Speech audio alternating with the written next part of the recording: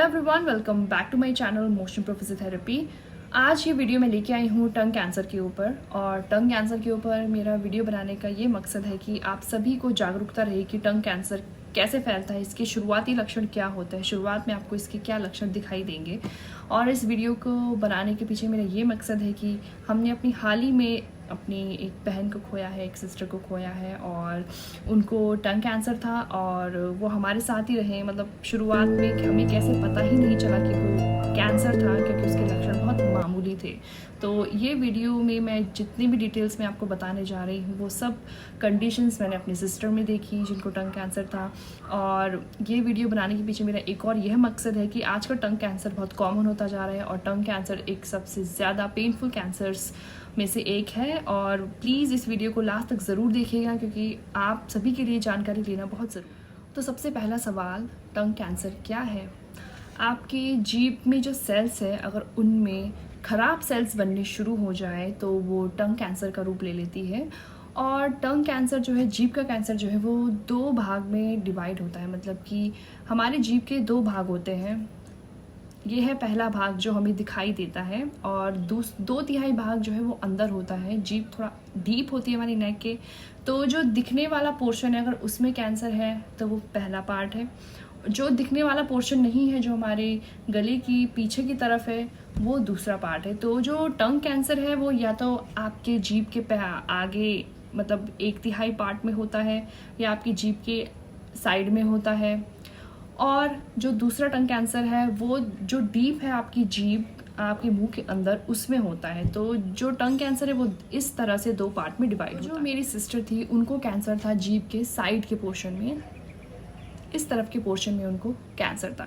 तो आइए अब बात करते हैं कि इसके लक्षण क्या हैं। तो सबसे पहले लक्षण जो मैंने अपनी बहन में देखे, मैं आपको वो बताने जा रही हूँ। तो जो उनका कैंसर स्टार्ट हुआ एक मुंह के आम छाले से।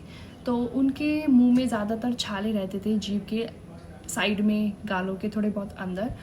तो उनको ऐसा लगा कि ये जैसे कि हम लोग सोचते हैं कि पेट की गर्मी की वजह से छाला, तो उन्होंने ये चीज़ को सबसे बड़ी बात की नज़रअंदाज किया कि ये छाला जो था उनका, उन्होंने अपने छाले पे जेल लगाया, दवाई ली, लेकिन वो छाला ठीक ही नहीं हो रहा था। लेकिन तब भी उनको ऐसा लगा कि क्या पता पेट की गर्मी की वजह से मेरा छाला ठीक नहीं हो रहा है। तो यस, जो टंग कैंसर्स हैं उनका सबसे पहला लक्षण ये है कि सबसे पहले आपके मुंह में छाले आते हैं।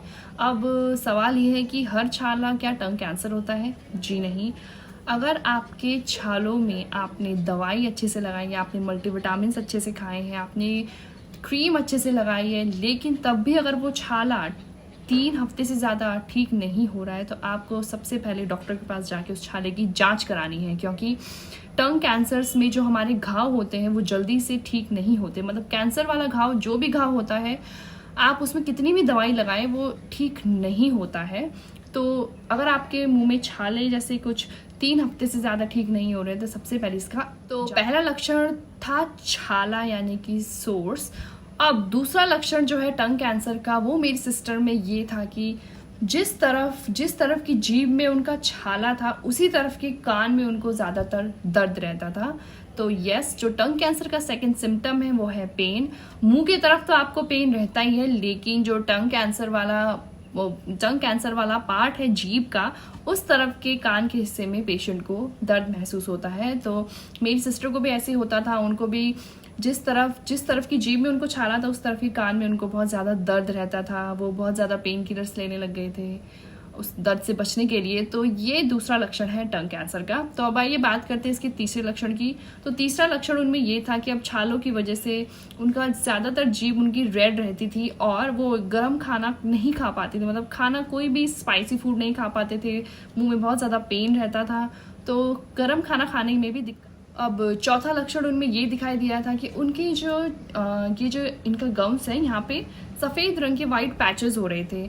जीभ में भी उनके सफ़ेद रंग के लंबा सा एक पैच जा रहा था। तो टंग कैंसर्स में आपको वाइट पैचेस दिखाई देंगे, रेड पैचेस दिखाई देंगे जीभ में।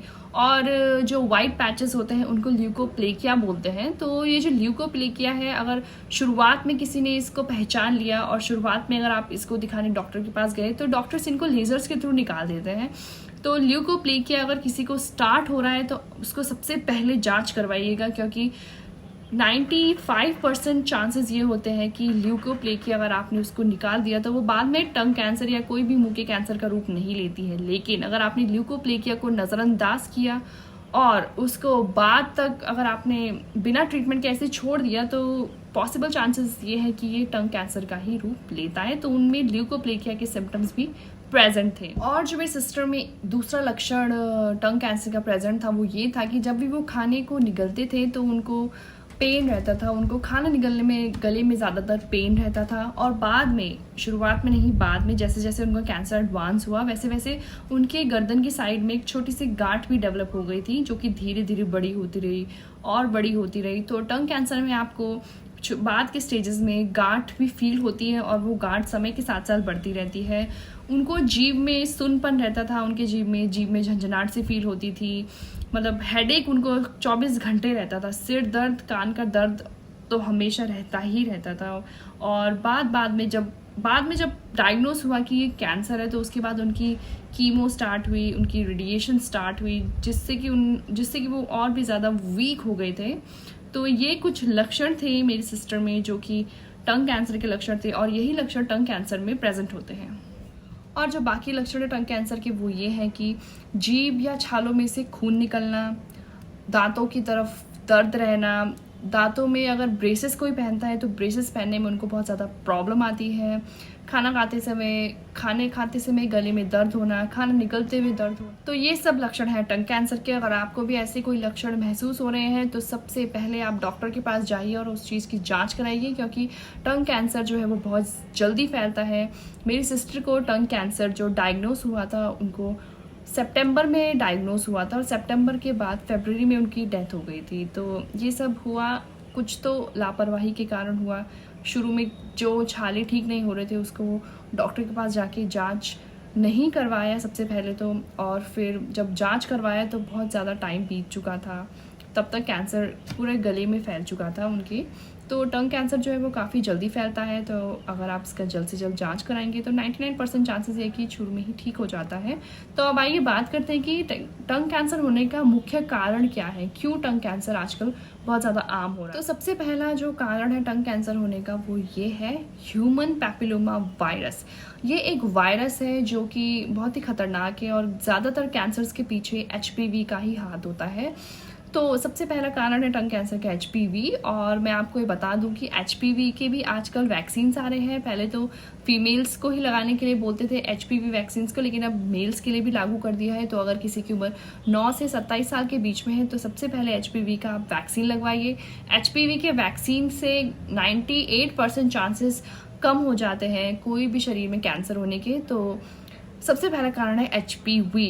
दूसरा कारण ये है टंग कैंसर होने का, जो तंबाकू का सेवन करते हैं, जो बीड़ी सिगरेट का सेवन करते हैं, उनमें चांसेस रहते हैं टंग कैंसर होने के। मैं ये नहीं कह रही कि सभी जो बीड़ी सिगरेट पीते हैं या शराब पीते हैं उनको कैंसर होता है, उनमें ये चांसेस थोड़े बहुत बस ज़्यादा होते हैं। और अब तीसरा कारण टंग कैंसर का है जेनेटिक्स, मतलब कि अगर किसी के जीन्स में, मतलब किसी के अनुवांशिक उसमें किसी को पहले टंग कैंसर था तो बाद में भी चांसेस हैं कि उनके बच्चों में या उनके फैमिली मेम्बर में किसी को टंग कैंसर हो जाए। और बाकी जो दूसरा कारण है टंग कैंसर होने का वो ये है कि अगर किसी के दांत जो है वो टेढ़े मेढ़े शेप में है और वो बहुत ज़्यादा नुकीले हैं और वो बार बार जीभ को कुरेद रहे हैं, जीभ में घाव बना रहे हैं, तो वो भी टंग कैंसर का एक खतरा बन जाता है। तो अगर किसी के ऐसे दांत हैं जो बहुत ज़्यादा शार्प है तो सबसे पहले आप डेंटिस्ट के पास जाइए और उसकी धार को कम करवाइए। और अगर कोई नकली दांत भी लगा रहा है और वो भी आपकी जीभ में बार बार जख्म कर रहा है तो वो भी टंग कैंसर का एक रूप ले लेता है। तो ये सारे कारण हैं टंग कैंसर होने के। और इस वीडियो में जैसे कि मैंने आपको बताया कि टंग कैंसर क्या होता है, टंग कैंसर के लक्षण क्या है, टंग कैंसर क्यों होता है, तो अगर आपको भी इनमें से कोई लक्षण है तो सबसे पहले आपको डॉक्टर के पास उसकी जांच करानी चाहिए, क्योंकि जैसे कि हमें पता है prevention is better than cure. अगर आपने इसे शुरू में ही प्रिवेंट कर दिया तो आपको इसको आगे झेलना नहीं पड़ेगा, जैसे कि मेरी सिस्टर ने झेला और उनको बहुत ज़्यादा पेन हुआ, बहुत ज़्यादा तकलीफ़ हुई। तो मैं नहीं चाहती किसी और को भी हो। तो सबसे पहला मेरा मकसद यही वीडियो बनाने का था कि आजकल जो मुंह के छाले हैं हम उसको आम तरह से छोड़ देते हैं, मतलब हम उसको बहुत आम मामूली समझते हैं कि अपने आप ठीक हो जाएगा, जितना टाइम लगे अपने आप ठीक होगा, लेकिन ये बहुत बड़ी गलती करते हैं हम। तो सबसे पहले कि जो शरीर में कोई भी घाव है आपको, अगर आपको लग रहा है कि वो समय से ज़्यादा ठीक होने में टाइम ले रहा है, तो सबसे पहले आपको उसकी जांच करवानी है। तो अब आइए मैं थोड़ा आपका पिक्चर शेयर करती हूँ मेरी सिस्टर की।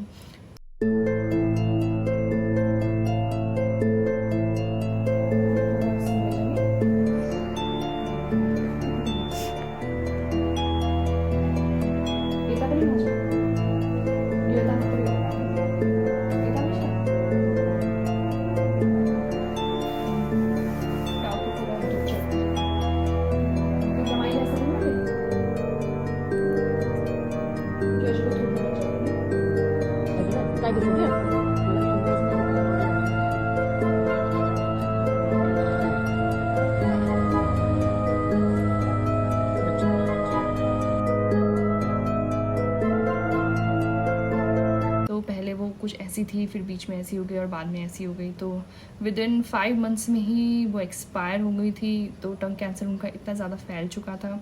तो प्लीज़ प्लीज़ प्लीज़ अपने आसपास में ये वीडियो शेयर कीजिए, जिससे कि जागरूकता बढ़े। और आप भी अगर किसी को देख रहे हैं इन कंडीशंस में, या आपको खुद को ऐसा फील हो रहा है कि हाँ मुझे लक्षण है, तो सबसे पहले आप अपनी जांच करवाइए।